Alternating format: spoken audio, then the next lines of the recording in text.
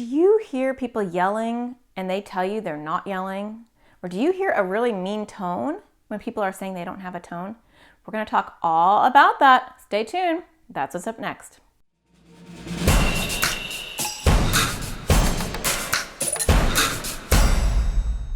Hi, my name is Natasha Daniels. I'm a child therapist and make videos for kids with anxiety and OCD.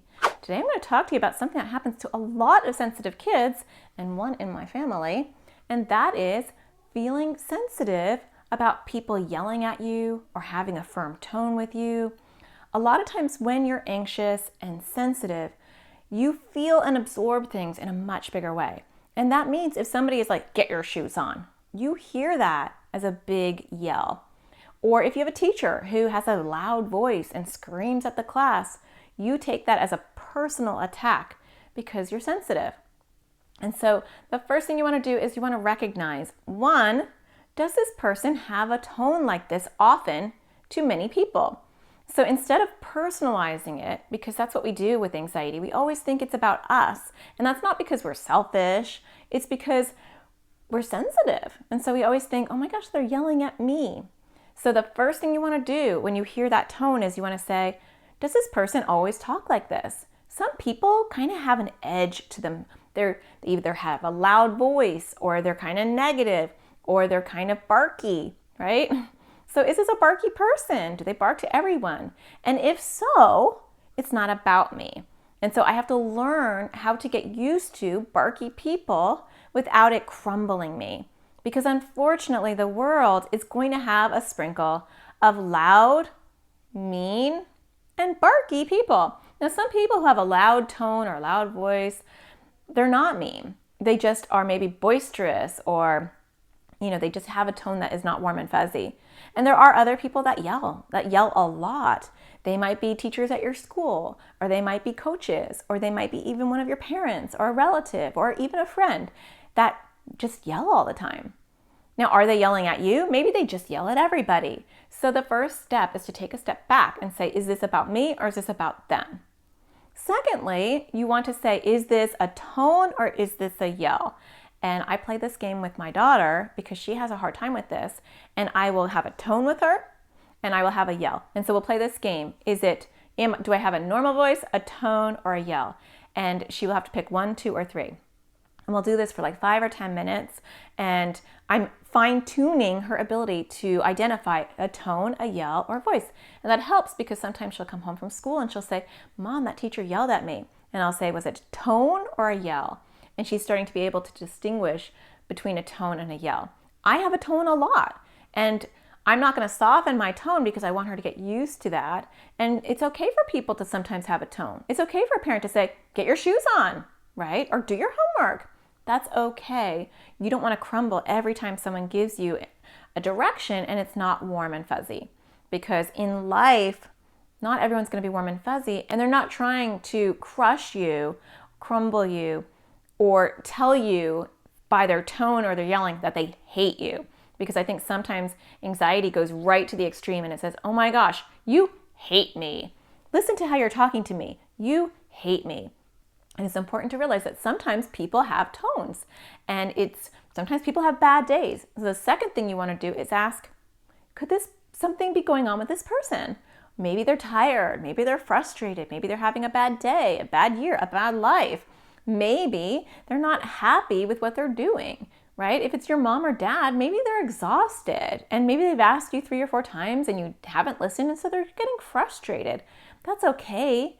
Having a tone or yelling doesn't mean someone doesn't love you. It doesn't take away everything good. It just means they're having a moment. And the funny thing is, sensitive kids, and me included, we have our moments too. But for some reason, we only notice when it's happening to other people, and we really don't notice when we're dishing it out ourselves. So go play the game, whether I'm having a normal tone or yell, and fine-tune that and see if you can recognize when it's not about you, because most of the time it's not going to be about you. And even when it is, it's temporary and it's not a permanent thing. I hope that helps a bit. I hope you find the sparkle in everything you do, and I'll talk to you again next Thursday. Take care.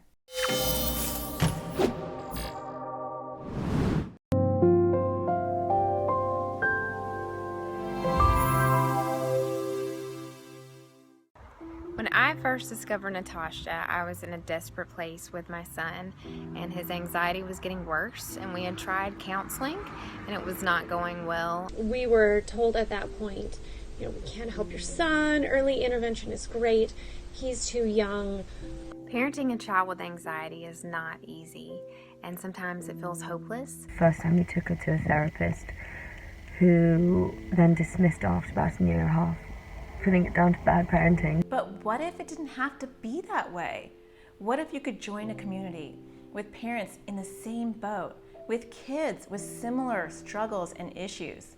What if you could have access to resources that will help you with behavior and sleep and avoidance and opposition and fears? What if you can have somebody walk with you on your journey? Someone with clinical expertise and parental knowledge. Hi, my name is Natasha Daniels, and I'm a child therapist and a mom to 3 kids. And I've dedicated my life and my career to helping kids with anxiety and OCD, including my own. And now I want to help you too. I have created the AT Parenting community to do just that. When you join as a member of the community, not only will you get access to resources that will help you with your child's struggles and help your family reduce the chaos in their home, you're going to be joining a community of parents just like you, with knowledge, love, and support to give. You will get access to online classes that will help your child and your child's struggles. You'll also get bonus videos and podcast material made just for members. And I've got your kids covered too. You'll have access to a library full of worksheets and videos specially designed for your kids by myself and other therapists. But that's not the best part. You're going to be getting direct attention from me, and I will be giving you support in many different ways. I'll be doing Facebook Lives every single week in our private Facebook group, where members can go to talk and get support. I'll also be doing office hours in our private Facebook group. So once a week, you can ask me whatever you want. I'll be available for an hour to answer your direct questions. But if you need a little bit more support, I've got you covered too, because I will be doing coaching calls for those that need it twice a month. And for those that need even more support, I'll be doing once a month support group calls. And I'll be doing a member spotlight call. So I'll be picking one member every month, and I'll be walking them through the process of helping their children. And you'll have access to the replay and to that phone call as well.